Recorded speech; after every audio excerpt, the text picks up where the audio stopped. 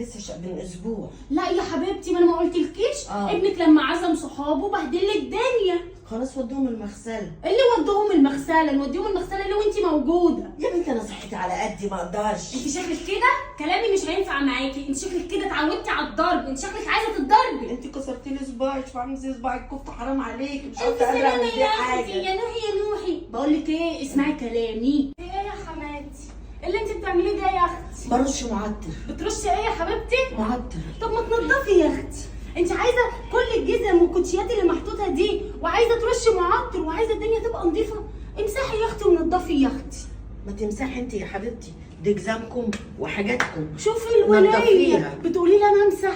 اه. ده انت ما عندكيش دم. ليه؟ والله ما عندك دم. عشان ايه؟ علشان تقولي لي انا امسح. ايوه انت لما انا امسح وانضف مين هيهتم بابنك؟ انت انت تهتمي بابني وتمسحي وتكنسي وتطبخي ليه زي ما انا كنت بعمل.